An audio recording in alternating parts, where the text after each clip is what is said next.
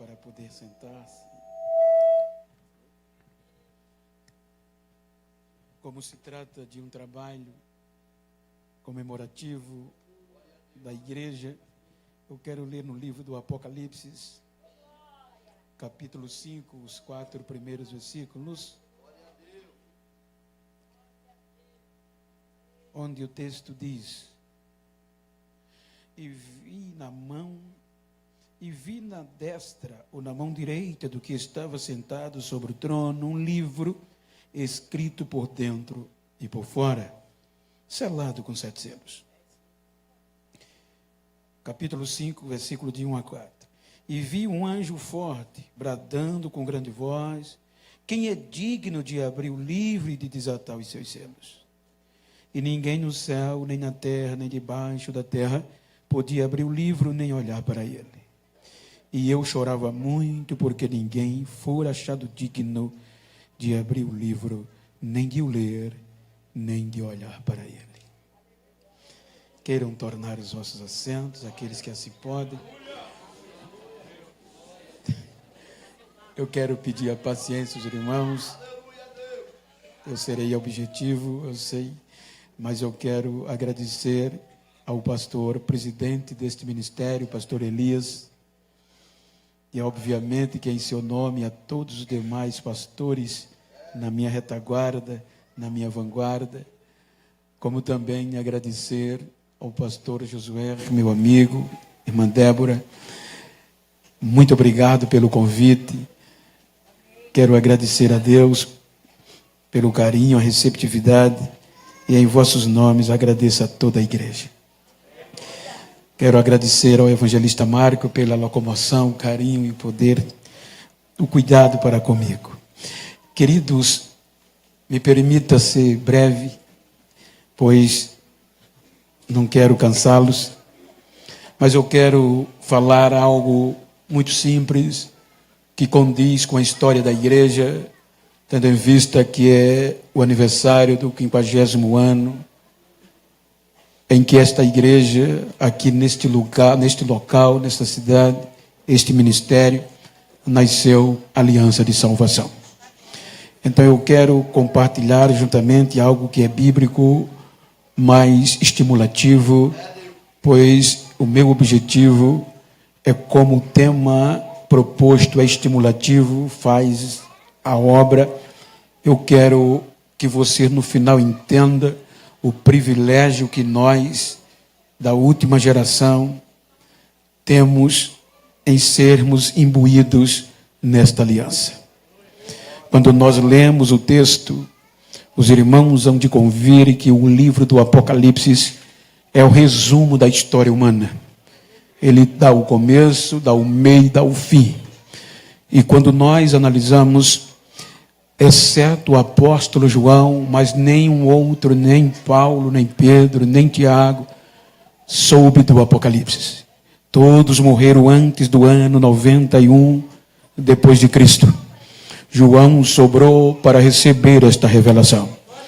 Então, dentre este resumo, João traz um contexto jurídico diante de um tribunal definitivo, de uma decisão definitiva dentro de um processo jurídico, dentro de um processo que deveria e precisaria estar em transitado e julgado, que é uma decisão definitiva, incorrível, irreparável.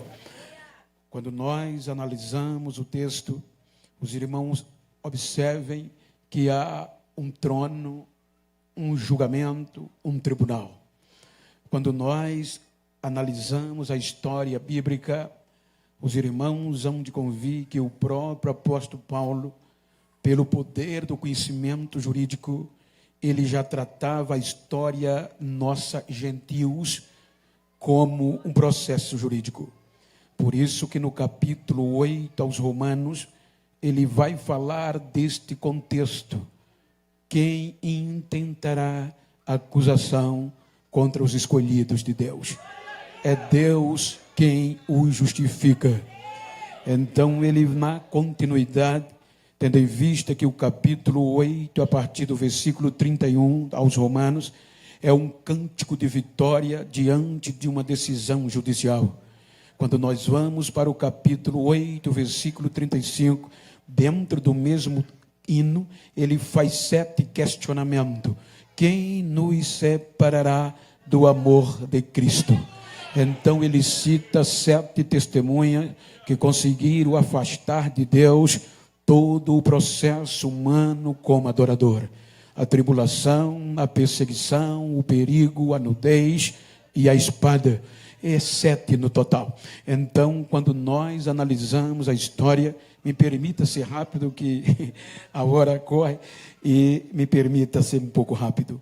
Quando nós analisamos a história antes de nós, com base no capítulo 1 do Gênesis, segundo alguns teólogos, segundo alguns eruditos, e dentro do conceito jurídico, os irmãos hão de convir que a terra já existia, tendo em vista que Deus criou a terra, ou seja, para o adorar. Todo o conceito entre céu e terra sempre foi de adoração. Quando nós ouvimos o hino aqui, que ele se inclina para ver a terra. Quando nós analisamos os seres responsáveis para levar, para adorar, para levar louvor, adoração da terra aos céus, era uma classe mais que especial, angelical. A Bíblia diz em Ezequiel 28 que havia uma liturgia em que a terra tinha santuários, congregações, e estas congregações eram os anjos que ocupavam. E eles tinham um sumo sacerdote que recolhia a adoração que eles produziam na terra a Deus e levava ao Monte Santo. E este sumo sacerdote é conhecido como anjo de luz. A Bíblia diz que este anjo de luz, ele colhia a adoração que era produzida pelos anjos e levava a Deus. Quando ele chegava, sendo ele perfeito diante de Deus, ele abria o coração, e o que saía do seu coração era: tu és digno de honra, de glória, de domínio, de louvor, de riqueza, de majestade, de sabedoria.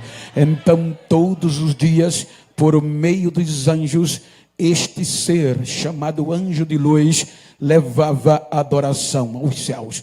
Portanto, a glória que lhe foi dada o ensoberbeceu, e ele começou a negociar com os anjos responsáveis pelos santuários a glória para ele.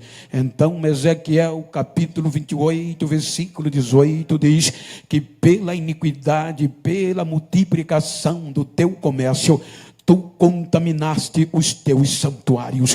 Então ele contamina as congregações da terra que os anjos habitavam, vendendo, negociando que a glória merecia ser para ele. Então diz a Bíblia que um terço, 33% dos anjos aderiram à sua proposta. Quando ele agora tem um terço de couro a seu favor, diz Isaías que ele não vai subir ao Monte Santo como antes.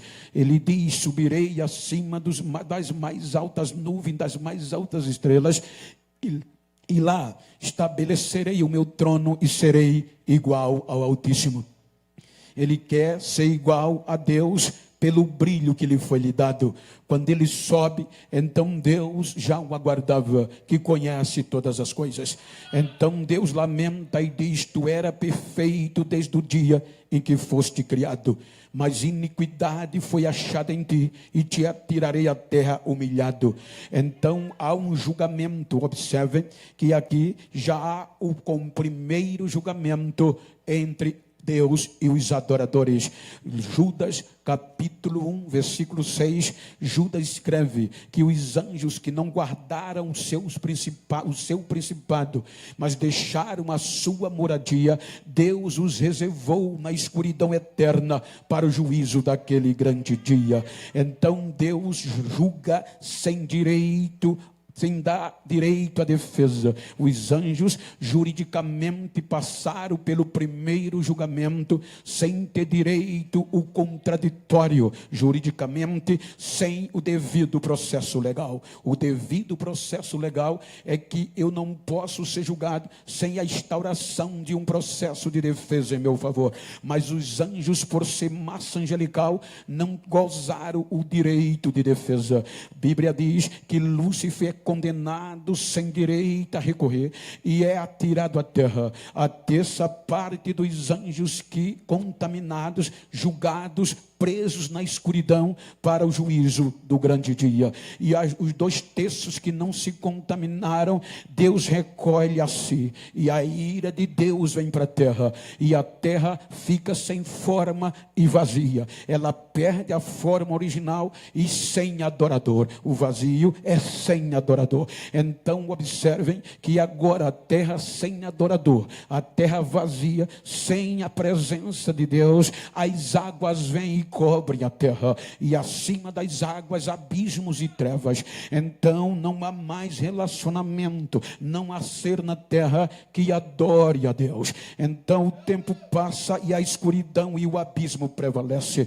Aí passa o tempo, aí Deus resolve investir na terra de novo. Aí vem o capítulo 1 do Gênesis, que vai contar a história humana. No princípio criou Deus os céus e a terra. A terra era sem forma e vazia. Então Deus vai decorar a terra, e no capítulo 1 até o versículo 25, ele vai decorar, ele vai refazer, ele tira as trevas, traz a luz, ele deixa um paraíso maravilhoso.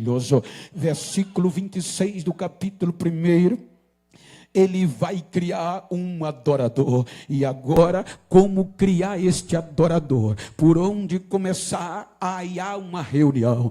Veja que quando você percebe o texto, ele está no plural. Façamos o homem, a nossa imagem e a nossa semelhança. O interessante é que o capítulo 33, versículo 4 de Jó, diz que o Espírito Santo nos fez ou nos formou. Então, na decisão, o Espírito Santo desce à terra, pega o pó da terra, que veio das trevas, veio do abismo, que ninguém acreditava mais, e forma o ser humano. Aí o ser humano está formado com artéria, mas sem vida, com veias, mas sem vida, com células, mas sem vida. Então diz Jó 33:4, que diz Eliú, que o Senhor, o Todo-Poderoso, soprou na narina deste ser e lhe fez alma vivente. Agora Deus tem um ser, o ápice da criação, chamado ser humano. Então diz a Bíblia que capítulo 2, versículo 8, Deus plantou um jardim, chamou de Éden, e colocou o homem para habitar. Agora o jardim se tornou uma igreja, lugar de relacionamento. É do Éden que Deus vai ser adorado. É do Éden o único lugar geográfico da terra que o louvor vai subir e Deus vai descer. Como o escritor aos Hebreus, no capítulo 2, versículo 8, versículo 6 por diante, ele diz: o que é o homem para que te lembre deles, ou o filho do homem para que o visites? Um pouco menor que os anjos o criaste, o coroaste de glória, e entregaste a ele todas as obras das tuas mãos. Então Deus coroa o homem de glória, mas o homem não pode subir como os anjos, porque é de massa terrestre, feito para viver eternamente, mas é menor que os anjos. Então a Bíblia diz que agora era Deus que descia no Éden e o homem o adorava. Tinha culto todo dia e Deus se agradou da sua criatura. Mas vem o capítulo 3 do Gênesis, e no capítulo 3 já não tem mais um, já são 2 adoradores. Então a serpente, personificação do anjo caído, entra na igreja no Éden e faz uma pergunta a Eva. Foi assim que Deus disse que nenhum dos frutos vocês podem comer que está no jardim? Eva diz: não, o Senhor disse que de todos nós podemos comer, nos alimentar, mas o único que não podemos tocar nem comer é a árvore do conhecimento do bem e do mal que está no meio do jardim. Deus disse que no dia que nós tocarmos ou comermos, certamente morreremos. Então a serpente vem com a audácia dizendo-lhe: olha, Deus sabe que não é verdade, Ele está com medo de vocês, porque Ele sabe que no dia que vocês comer deste fruto, vão ser iguais a Ele. Vejam que o que tirou, o que o condenou, foi o princípio de igualdade. Ele quis ser igual a Deus, quebrou a cara. Agora ele faz a proposta para o ser humano desobedecer a Deus com o intuito de ser igual a Deus. É por isso que até hoje o poder domina o ser humano. Então, a partir daqui, veja que a árvore estava lá, mas não havia perigo, não havia perseguição. Mas depois daqui entra as 7 testemunhas que eu falei em Romanos 8:35. A primeira que entra é para testemunhar o comportamento de Adão e Eva, adoradores do princípio. Então vai vir o que? O perigo. Quando Lúcifer, o anjo de luz, propõe isso, a árvore agora se tornou um perigo, se tornou proibido. A mente abriu e agora Eva passava todos os dias, olhava para a árvore. O perigo estava lá, mas o perigo não o venceu. Mas aí vem a perseguição. Saía dali, o pensamento não saía. A perseguição vai perseguindo ela. Como a perseguição não consegue, mas agrega e observa o comportamento dela. A perseguição vai trazer a angústia, e a angústia é de dentro para fora. A angústia vem com a tribulação, e a tribulação desespera ela e leva ela a convencer Adão. Ela está tão atribulada que diz Adão, a serpente disse que nós não vamos morrer se comermos do fruto que Deus proibiu. Então a tribulação convence Adão e traz a fome, e a fome leva eles à árvore. Quando eles estão na árvore, olha e diz: é bonita e é boa de se comer. Então a fome faz com que ela coma. Ela come e não morre. Ela diz: está vendo que a serpente tem razão? Aí Adão come. Quando os dois comem, a nudez vem. E quando a nudez vem, afasta a presença de Deus, e eles sentem vergonha um do outro, se escondem. Quando eles se escondem, aí vem o Todo-Poderoso para ser adorado. Olha que coisa linda que ele faz com o ser humano. Você lembra que eu disse que os anjos não tiveram o privilégio do devido processo legal?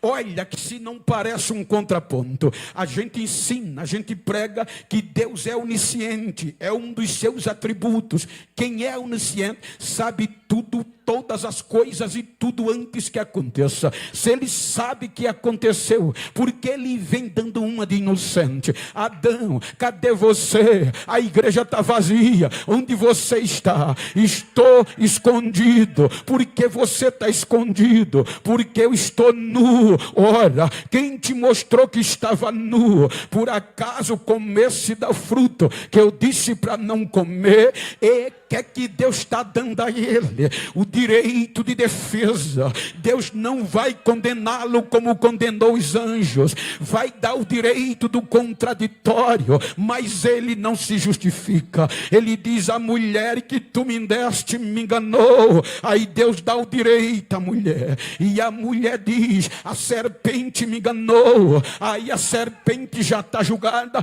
e já está condenada. Aí a espada vem, e a espada espada é símbolo da morte. As 7 testemunhas de Romanos pertencem ao juiz, porque no julgamento as testemunhas não pertencem à parte A nem à parte B. Testemunhas são os olhos e os ouvidos do juiz. Então as 7 testemunhas disseram: culpados, comeram, pecaram. E aí a espada vem, e a espada é símbolo da morte. Aí Paulo diz: pelo homem entrou o pecado, e o pecado trouxe a morte. Então, resumo, Deus poderia eliminar o homem, o adorador, logo ali, e jogar no mesmo lugar que os anjos foram, porque isso se chama jurisprudência. Se o mesmo juiz já fez um julgamento e o resultado foi aquele, e aconteceu o mesmo crime, o normal é usar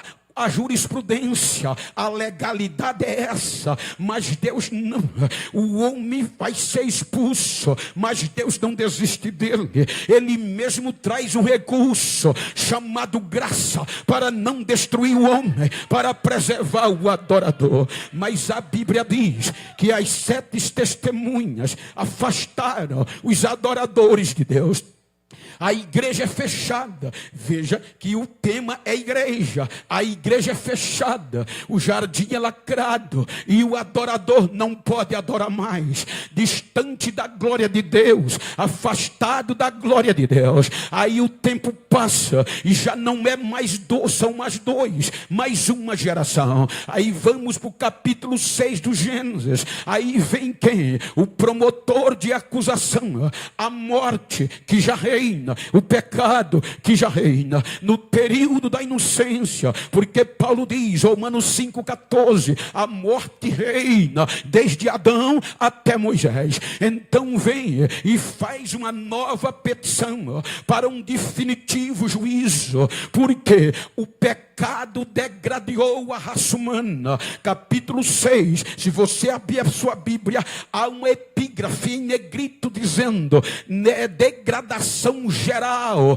do gênero humano. Então todos os seres humanos dominados pelo pecado. Aí vem a petição, e o juiz aceita a denúncia. Quando ele observa a acusação, as 7 testemunhas dizem culpados. Aí ele decide, vou dar fim, eu me arrependi de ter criado o adorador homem, vou destruir. Quando ele assina a sentença, aí a graça vem de novo, e a Noé acha graça aos olhos de Deus. Aí pela graça ele preserva 8 adoradores, e o dilúvio vem, a sentença é aplicada. Capítulo 8 do Gênesis, ele tira 8 almas da arca e não desiste dele, e diz, e encham a terra, proliferem, me adorem. Aí capítulo 11, o pecado vem e afasta Noé e sua geração de Deus. Aí vem o capítulo 12, Deus disse, agora eu vou criar um projeto espiritual de adoração meu, particular, chamado Israel. Aí vai criar igreja coletiva, total, para o adorar. Por meio de Abraão, ele vai gerar os judeus, um povo especial, zeloso, peculiar, de boas obras, santo para o adorar. Então por meio de Abraão vai começar o projeto igreja, adoradores. Então Deus diz a Abraão, não se mistura com os outros povos, vocês são meus. E agora vai desenvolver um projeto grandioso. Entra no Egito, como foi dito, lugar errado, terra errada, terra alheia, com 70 pessoas. No lugar errado, Deus vai prosperar o projeto. Depois de 400 anos, já tem 3.600.000 adoradores, mas sem consciência, sem adorar a Deus. Aí Deus pega Moisés e tira a igreja da escravidão rumo à liberdade, para ser seu, porque desde a queda de Adão, Deus não era adorado de forma sincera e coletiva. Aí tira tira-os do Egito, igreja, para fazer a sua vontade. Quando ele tira do Egito, capítulo 24 do Êxodo, ele propõe uma aliança de sangue, de salvação. E qual é? Se vocês obedecerem os meus estatutos, se vocês obedecerem as minhas palavras, eu serei com vocês. Então a igreja diz: estamos de acordo, faremos o que o Senhor falou. Aí vem o sangue de novilho para justificar a Israel diante de Deus. Novilho puro, sem defeito, sem mácula. Moisés mata, derrama o sangue e joga sobre a igreja. Vem o livro do Êxodo, eles saíram. Então no livro de Levítico eles vão adorar, porque no capítulo 30, 40 de Levítico, 15 capítulo depois do 25, a igreja está pronta. Tem um lugar na terra, não mais o Éden que o dilúvio destruiu, mas um lugar móvel chamado tabernáculo, para unir a igreja, para louvar, adorar, jejuar e a glória descer. Versículo 33, capítulo 40 do Êxodo, Moisés termina a igreja. Versículo 34, faz o culto. Agora vem os levitas, vem os cantores, vem os obreiros adorando, e a glória desce na terra de novo. E a Bíblia diz que a glória foi tão grande que cobriu a igreja. Nem Moisés entrava na igreja, que a glória tomou conta da igreja. Agora tem adorador de novo. Agora tem adoradores.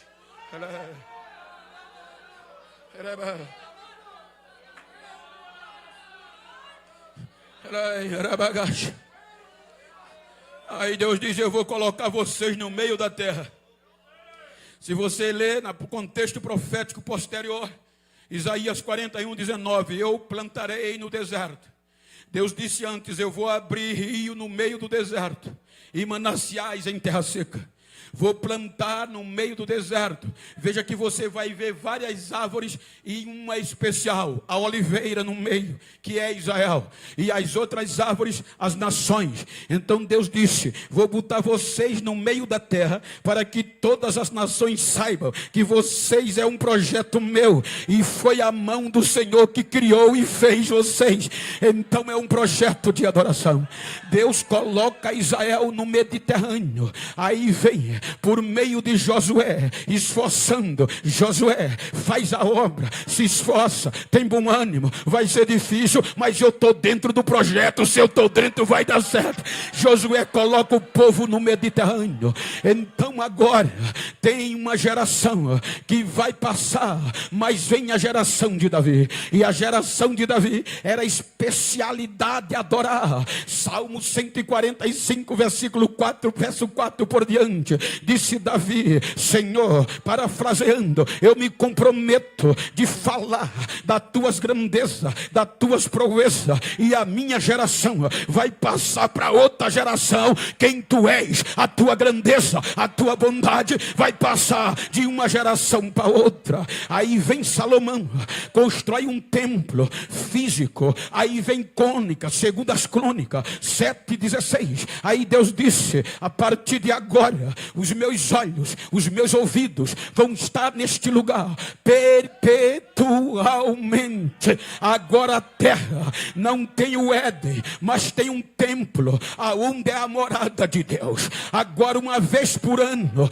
Deus descia, Israel adorava, e Deus renovava o povo, e a glória enchia a casa. Agora tem adoração, agora tem uma igreja, e as nações respeitavam. As nações sabiam que só em Jerusalém era a morada do Deus vivo, o único e verdadeiro. Mas o pecado vem.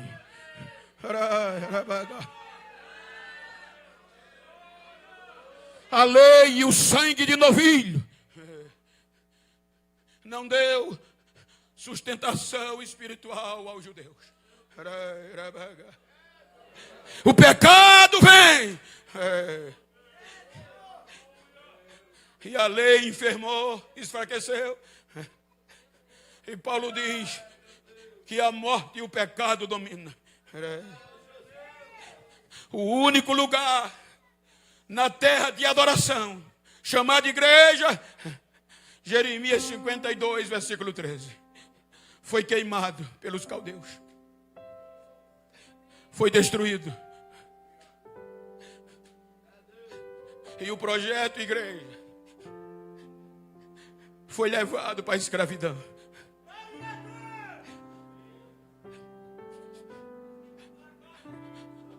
Os caldeus tocaram fogo na igreja,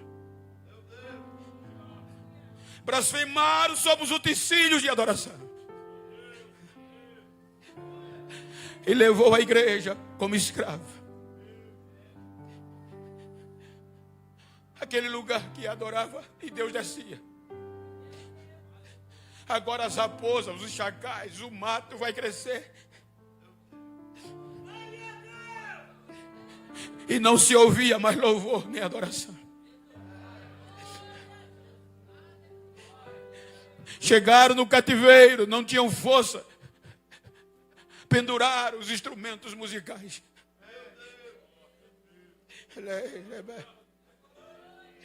70 anos sem culto. 70 anos sem louvor. Depois de 70 anos, só o bagaço. Aí Deus vai buscá-los de volta.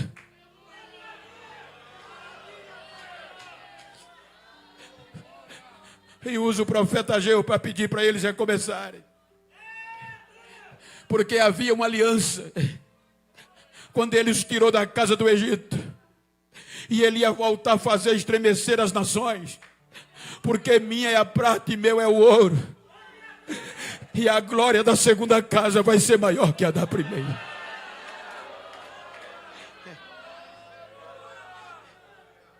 Recomeçaram. Mas não foram mais os mesmos. 430 anos antes de Cristo, o caos veio. Eles não respeitavam a Deus. Malaquias, o último dos profetas, no contexto da escrita. Malaquias capítulo 4 vai dizer que Deus não vai ter misericórdia, o juízo vai vir e queimará. E para os soberbos vai ser tão feroz o juízo que não sobrará nem raiz nem ramo. Aí Deus silencia. Deus não manda mais profetas. O pecado predomina. A morte reina porque a lei enfraqueceu. Agora tem instrumento, tem templo, mas os adoradores não adoravam com sinceridade.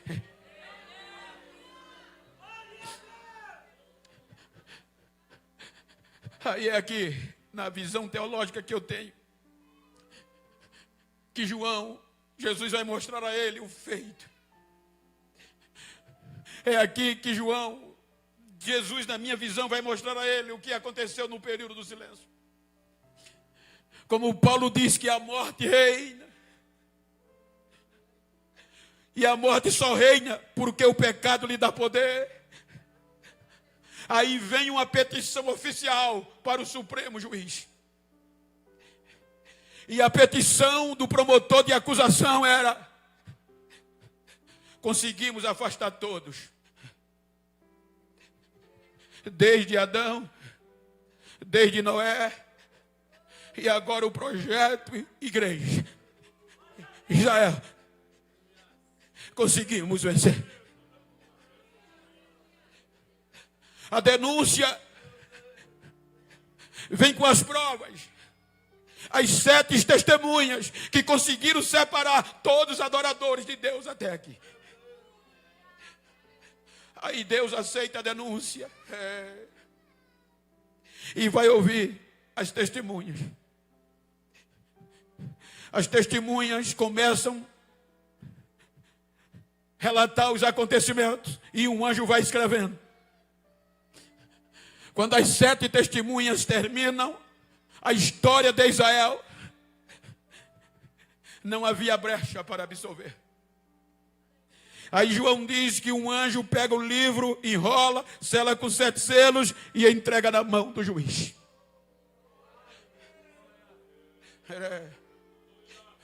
Comprobatoriamente, as provas contundentes. O nosso erro como ser humano feriu tanto a Deus. E era tão grave que a lei no livro não dava brecha, nem para atenuar, ou seja, diminuir a pena, quanto mais para nos livrar da condenação eterna da jurisprudência. O juízo final era para ser ali. Aí Deus vai colocar de novo o direito do devido processo legal. Ele diz: eu não posso julgá-los e condená-los sem dar direito à defesa. Chama um anjo e diz: procura um advogado bom para defendê-los diante da acusação. Procura um advogado de defesa para eles.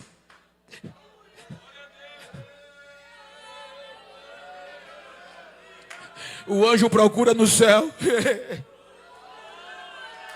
O anjo procura na terra.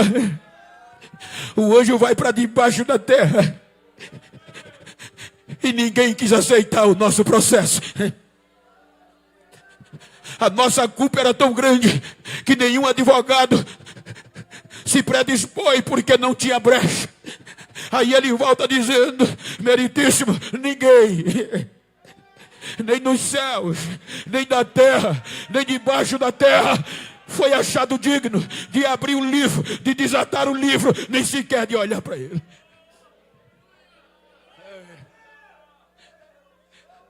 O direito foi dado,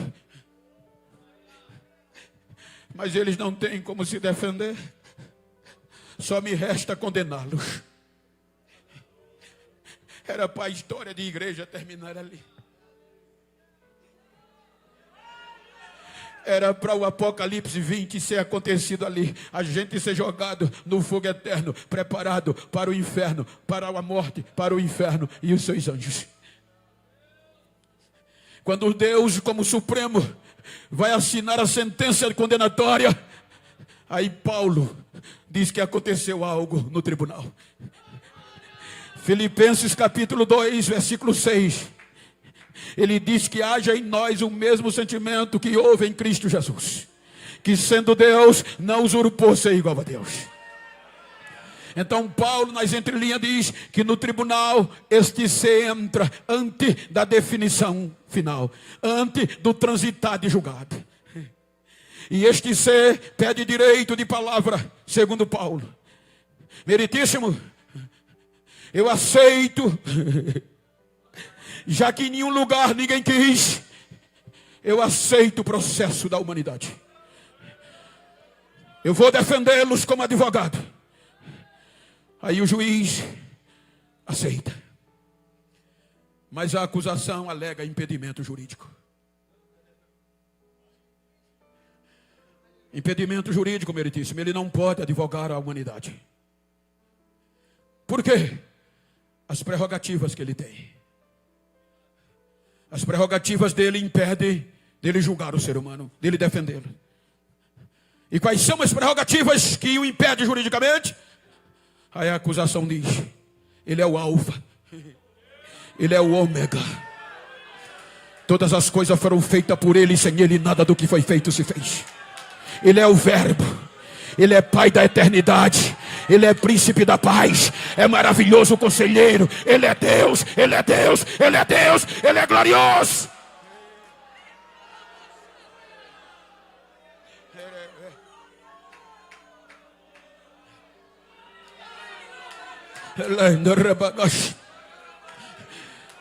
Aí o juiz dá razão e diz: vocês têm razão. Você não pode defendê-los. Você é Deus. Olha o que ele faz.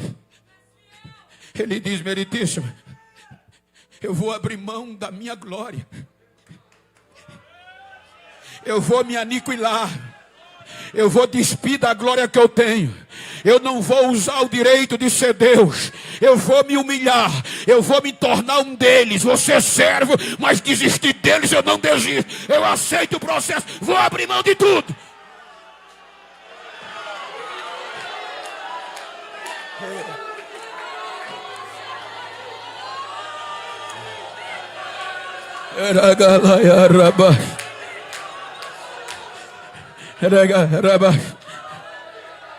Aí João diz: eu chorava muito, porque ninguém foi achado digno.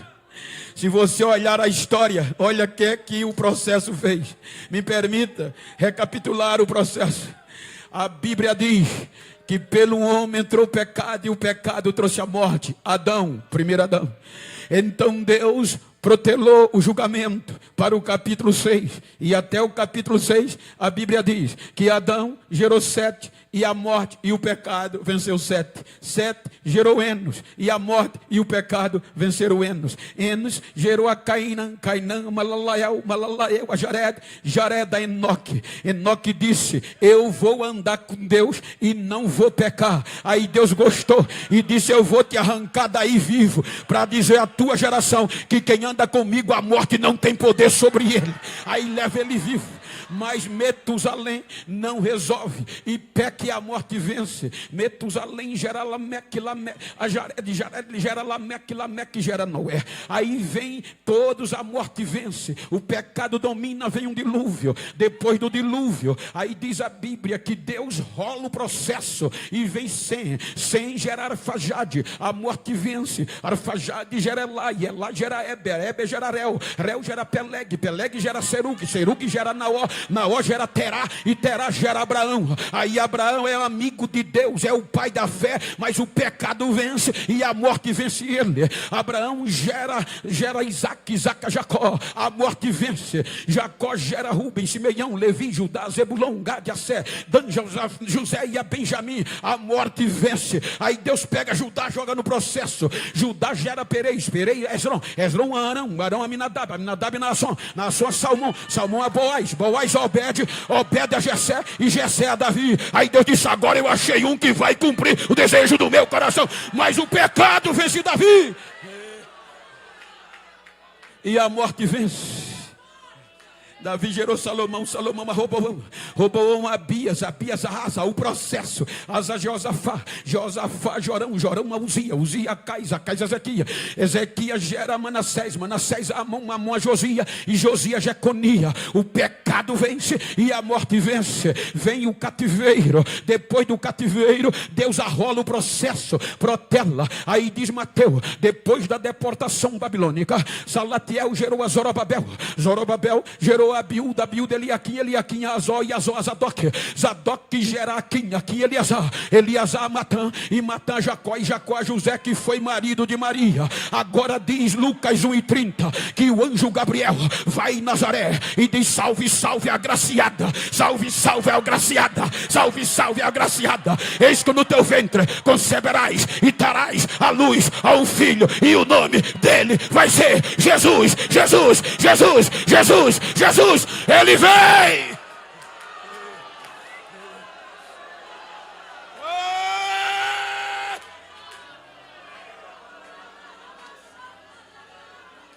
Ele vem.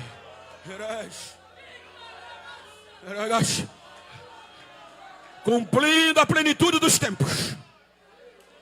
Gálatas 4:4. Deus enviou seu filho, nascido de mulher, debaixo da lei, para redimir os que já estavam condenados pela lei. Nós já estávamos condenados, e Ele nos amou. Todas as gerações foram separadas de adorar a Deus, por causa da morte e do pecado.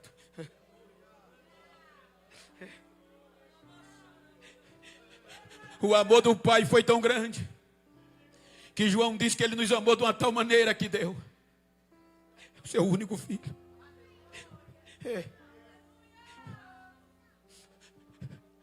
Se você ler Romanos 8:31, A gente sabe de coisa salteada. Se Deus é por nós, aquele que nem mesmo a seu próprio filho poupou, mas antes o entregou por todos nós, como não dará também com ele a nós todas as coisas?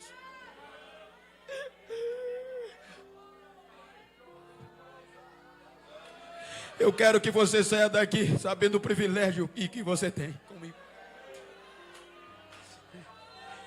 Ele vem 30 anos, 90% do seu tempo de vida terrestre, se preparando para enfrentar o processo. 3 anos suficiente, ele debruça no processo. Quando ele entra para defender a gente, a primeira testemunha que chega é a fome, dizendo: eu já afastei todos, você vai ser mais um. O Espírito leva ele 40 dias e 40 noites sem comer e sem beber. E o promotor de acusação chega e diz: transforma estas pedras em pães, tu não estás morrendo de fome. Aí ele diz: nem só de pão vive o homem, Satanás, mas de toda palavra que sai da boca de Deus. A perseguição vem e ele não cede. O perigo vem e ele dava ordem: aquieta-te mar e acalma-te vento. Aí a angústia vem, e a angústia fala mais alto, porque ela é de dentro para fora. E a angústia diz: você vai ser mais um. Mas apertou tanto que ele pediu 3 discípulos: vamos ali orar, que a minha alma está angustiada até a morte. A angústia dizia: vou te pegar. Por 3 horas, intercalado, ele ora com um pedido: Pai, se possível for, afasta de mim esse cálice. Não deixa ela me separar de ti, Pai. Quando a angústia disse: vou conseguir, ele brada: Pai, não faça a minha vontade, mas a tua vontade prevaleça. Eu não vou desistir. Aí a nudez vem. A nudez era o ápice da vergonha. O opróbrio que Paulo diz, ele suportou o opróbrio. Eu fiz curso em Jerusalém e os mestres rabinos dizem que a nudez foi total. Aquela fralda, aquele pano, aquela cueca antiga é só para os filmes e as telas. Mas literalmente ele se tornou nu. A vergonha, o ápice. Mas ele não desistiu. Aí a tribulação entra. A tribulação são os chicotes. No original é de cascar o grão. A tribulação dizia: você vai desistir, vai devolver o processo. Vencemos até aqui. E se eu sou advogado, pego um processo do pastor Elias, analiso, me debruço e digo: rapaz, não tenho como te absolver nem diminuir a tua pena. Toma de volta, procura outro. Mas como procurar outro que já procuraram no céu, na terra e debaixo da terra e ninguém? A tribulação disse: vai devolver. Aí Isaías diz que em vez de ele devolver o processo, ele toma sobre si. E agora o castigo que era para nós está sobre ele. E era pelo andar do processo que a gente ia ser absolvido e a nossa mazela ia ser curada. Quando ele toma para si os nossos pecados, os nossos processos, aí a espada vem. A morte, a espada olha e diz: agora eu pego ele. Meio-dia, está crucificado. Até as 3 horas, pelos nossos pecados, elas conseguem separá-los de Deus. Deus meu, por que me deixaste só? Diga para quem está ao seu lado: era o teu processo. Era os teus pecados e o meu e os nossos. Agora com os nossos pecados, 3 horas da tarde, a espada entra. A morte vem. E como a morte venceu a todos pelo pecado, e como ele estava com os nossos pecados, a morte vence ele. Só que com uma observação: os nossos pecados. Eu fiz os estudos, já falei isso algumas vezes, só para depois você, só para não dizer que eu estou criando. Se você pesquisar sobre a autólise, é uma matéria científica que fala do poder da morte sobre o corpo humano. Ela me diz, se eu morrer aqui agora, nem todas as células do meu sangue morrem. Então a morte, para mim vencer, ela vai primeiro ter que matar todas as células. E ela vem com a decomposição. Primeira etapa. O que é que a decomposição faz? Ela vem, me rastreia, vê mentira, vê engano, vê pecado, ela entra. Então ela tem de 0 a 12 horas para esfriar meu sangue. Quando o sangue está frio, matou todas as células. Está pálido, está sem vida. Com 12 horas, já está decomposto. Aí vem a putrefação. A putrefação vai apodrecer de dentro para fora o organismo. Ela tem de 13 a 24 horas. Com 24 horas, vai feder. Pode ter dinheiro ou não, vai feder. Pode ser rico ou não, vai feder. Está podre. Com 25 horas, no calendário judaico, um dia 12 horas, 2 dias 24, 3 dias 36. Com 25 horas, entra a colonização. Já está podre, sepultou, os insetos vão comer o corpo, os germes, acabou. A morte vence, daqui a pouco, ninguém vê mais nada. Então 3 horas da tarde ele morre. 5 horas, tiram ele da cruz. 6 horas da noite, já está sepultado. Aí a morte diz, vou tirar sarro. É mais um. Quando entra no sepulcro, o sangue dele não está esfriando. Ele não está ficando pálido. Mas ela diz, a decomposição tem 12 horas. No fim do primeiro dia, ela volta. O sangue está aquecido. 12 horas e a pele está rosada. Aí ela grita pela decomposição, o que é que houve? Desde o primeiro até agora, nunca aconteceu isso, eu venci todos. Aí a decomposição responde, 1 Pedro, capítulo 2, 22. Eu rastreei ele, mas não encontrei nem mentira, nem engano nele. Ele não cometeu pecado e eu não posso entrar. Porque a Bíblia diz que o pecado dele era nosso e o nosso processo terminou na cruz. Quando ele desce, já desce o advogado vencedor, limpo, puro, santo. Ele não tem pecado, o pecado era nosso, ficou na cruz. Segundo dia, 24 horas. Se a decomposição não entra, a putrefação não entra.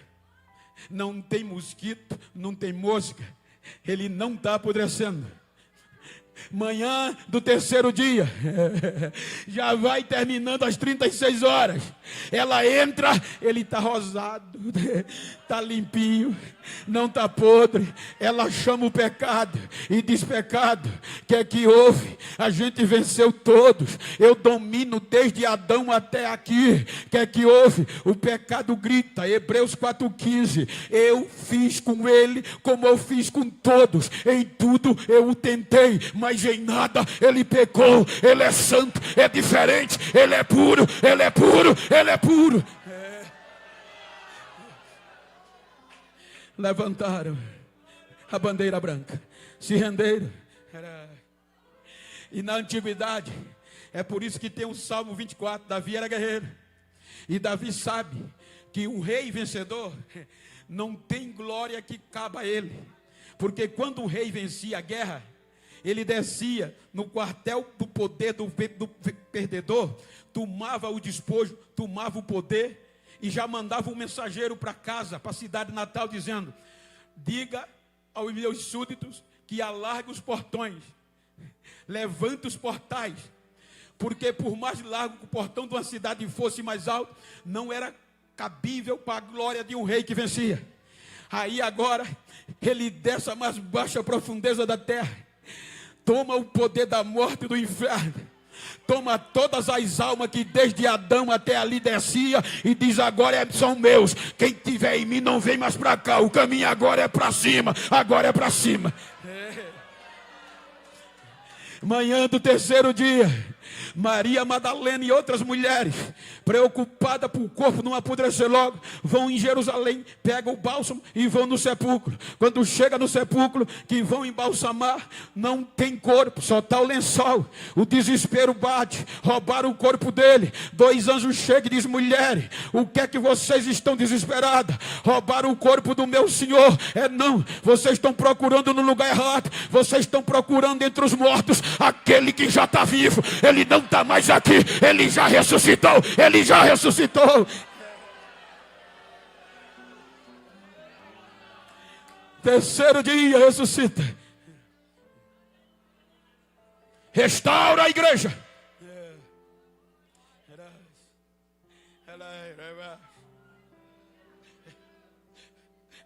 E volta. O juiz vai recomeçar o julgamento. 7 testemunhas de Romanos 8:35 conseguiram afastar de Deus os adoradores até aqui. Todas as igrejas, todas as nações afastaram. Nós, como réis, estamos lá. Mas a acusação, a morte e o inferno, o pecado não vem. Porque já não tem mais alegação contra nós. Mas para o bom andamento do projeto, do processo, o juiz vai dar início. Quando o juiz vai dar início, vamos ouvir as testemunhas. As 7 testemunhas. O voto que até aqui era de culpado, inocente, meritíssimo. Inocente, meritíssimo. Ele é inocente, meritíssimo. Quando a 7ª testemunha deu seu único depoimento de inocente, aí um anjo no céu não aguentou a emoção. Aí João, na continuidade, diz que um anjo com grande voz começou a gritar no céu e correr para onde ele estava chorando, dizendo: João, para de chorar, João. Ele diz que quando olha, vai cumprir o Salmo 24. Levantai ao portai da eternidade, alargai portai da eternidade e deixai entrar o Rei da Glória. Quem é esse Rei da Glória? É o Senhor dos Exércitos, poderoso na batalha. Aí João diz que vai entrando no céu. Aí o anjo diz: eis o cordeiro, eis a raiz de Judá, eis a raiz de Davi, o cordeiro. Ele venceu e ele é digno de tomar o livro, de desatar o livro e de ler o livro. Ele vai na mão do Todo-Poderoso, pega o livro. Quando ele pega o livro, que era a nossa sentença e absolvição, aí os 4 seres viventes adora, os 24 anciãos o adora e diz: digno tu és de tomar o livro, de abrir o livro, de desatar o livro e de o ler. Tu foi morto, mas reviveste, e com teu sangue compraste para Deus povo, tribo, língua e nações, e os fizesse adorador eterno. Adorador eterno, adorador eterno. Agora vai ter adoração eterna. Agora ninguém para mais. Aí João diz que o maestro do coral celestial fez um hino inédito, que nunca foi cantado, um cântico novo, e começou a cantar no céu. Aí o juiz disse: para, porque a partir de agora não é só o céu. Quem vai cantar é quem está na terra, quem está no céu, quem está no ar, quem está no mar, quem tem fôlego de vida vai adorar. Aí João diz que ouviu o barulho deste hino no céu, vindo da terra, vindo do mar, vindo de debaixo da terra, dizendo: digno é o que está sentado no trono e o cordeiro que foi morto, mas está vivo. Ele é digno de honra, de glória, de domínio, de majestade, de louvor, de riqueza, de sabedoria. Ele venceu, ele venceu, ele venceu, ele venceu, ele venceu. Cadê os adoradores? Cadê os adoradores? Cadê os adoradores? Cadê os eternos? Cadê os eternos adoradores?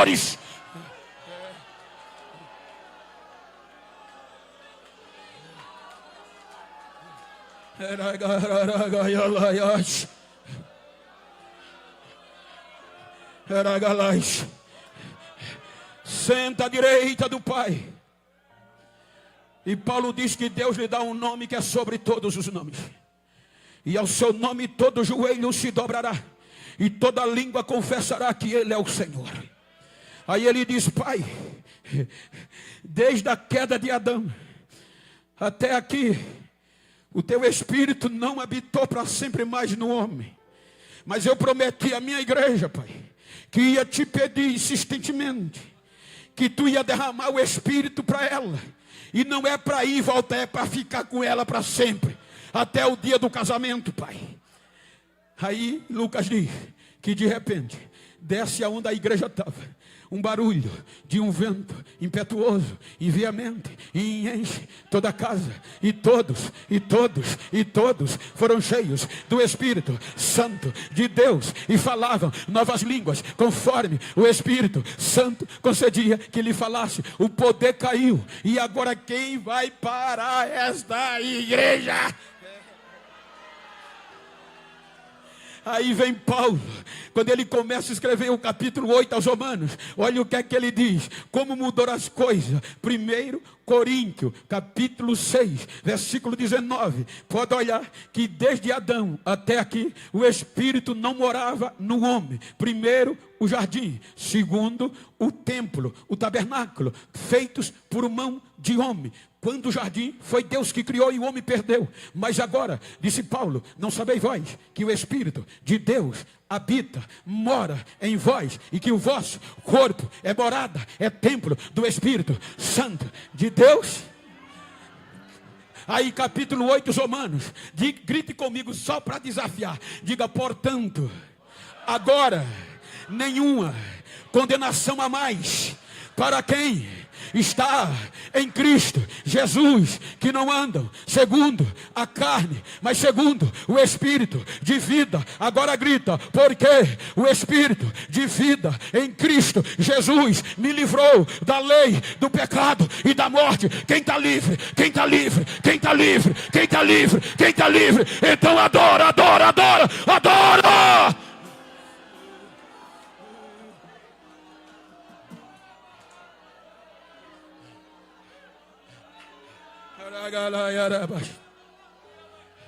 Agora olha a decisão final. Lembra que eu disse, transitado e julgado é uma decisão judicial com caráter definitivo? Romanos 8:33.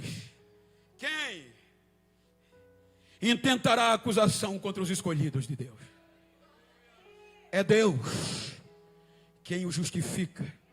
Foi Deus que disse: inocentes, transitado em julgado. Isso quer dizer, por isso que o inferno fica doido, mas ele não pode mais recorrer. Já foi transitado em julgado, a decisão já foi tomada, arquiva o processo. Olha para quem está ao teu lado, diga: me perdoa se algum dia eu te julguei, te condenei, te caluniei. Diga a ele: me perdoa, eu não sabia que tu era tão importante assim. Bata no peito e diga: eu sou. Foi Deus que disse que eu sou inocente em Cristo. Acabou!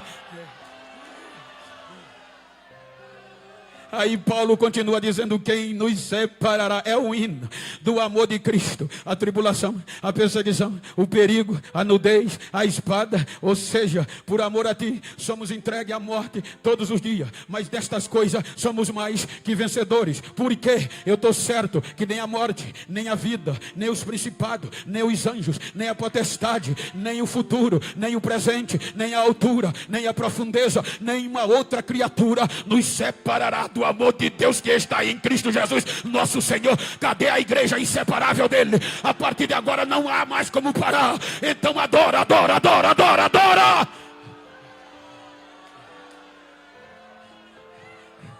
Não é só 50 anos. Não são só 50 anos. É eterno.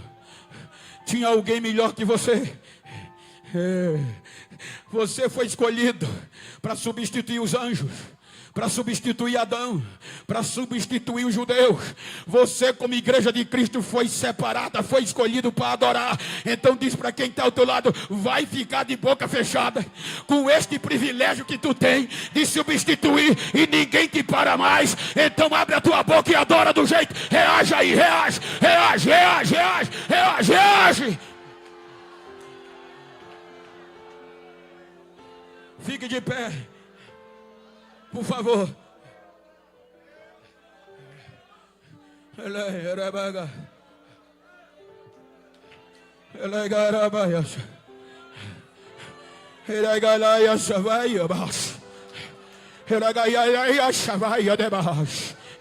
Me desculpe, não me tomes como menino. Eu sou nordestino e a gente é doido mesmo no poder de Deus. Então deixa eu adorar, deixa eu adorar, deixa eu adorar. Se você pode, adora comigo em línguas estranhas. Canta, reage, faz alguma coisa, dá glória, dá aleluia, mas reage.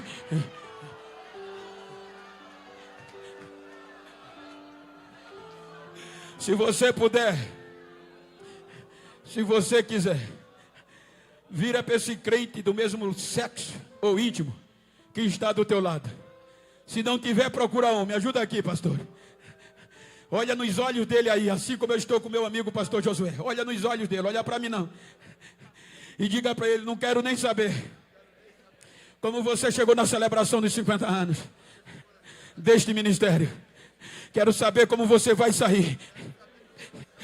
Vou sair sabendo que eu não posso desistir.